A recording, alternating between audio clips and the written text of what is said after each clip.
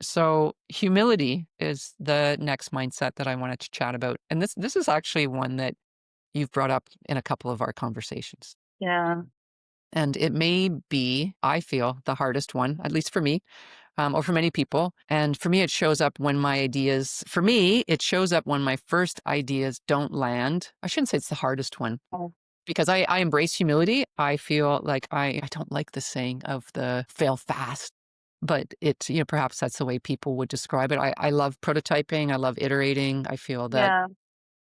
I want to have the opportunity to try things that I believe if you don't try something that then doesn't work, that you can't actually create something that's truly novel or new. So humility, for me, it shows up when my first ideas, and I'd say, I ideally have like 3 to 5 Mhm, mhm. within a short period of time because we don't have, decades to create things, but, fast sketch, conversational prompts, whatever it might be to try out first ideas. So it shows up when my first ideas don't land or when research completely overturns what I thought I knew, like showing something and then people go, Yeah, yeah. I thought you'd like this.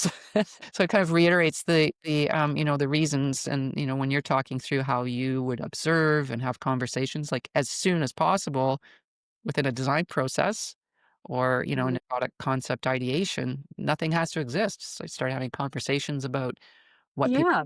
need. And, from there, that is research, even though it's not a perfected product, but that you can see what, that this initial conversation research can really completely overturn what we thought Mhm. we knew.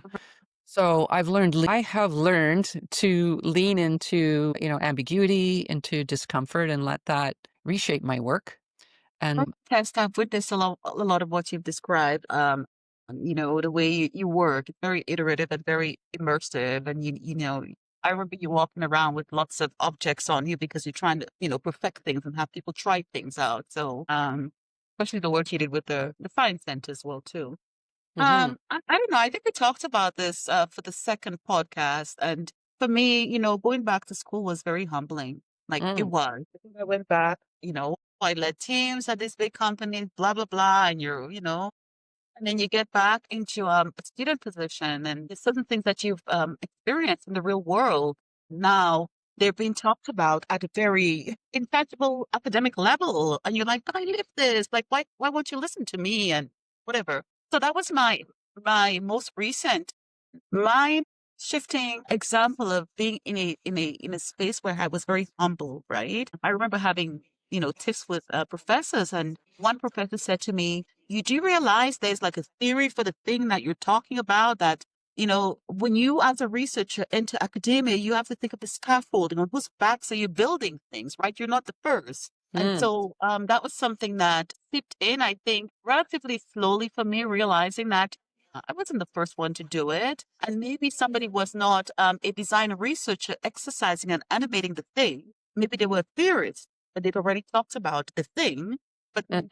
perhaps not practiced the thing. So for me, again, to when, I talk about things like critical design, I learned all of the criticality aspects of it from, going back to school and learning that in much the same way, the way I was designing something, that was just me presenting this thing. Mhm. And for you to be a critical designer, is to do exactly what you were doing. You were putting yourself out there and allowing yourself to be molded. And so, in much the same way, I think that's how I position myself as a critical designer is Mhm. to be able to know that we're discussing an object, but they have perhaps maybe 7 different viewpoints. And I need to figure out like how to be a vessel to absorb that before I then go back and say, that's the thing.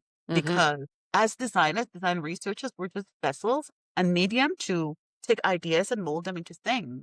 Thanks for watching Design with Renn, where we explore what it means to create with care, context, and intention. If this sparked something for you, make sure to like, subscribe, and share it with someone who's designing for change. Want more? New episodes drop regularly, and you'll find resources, tools, and behind-the-scenes thinking right here on the channel.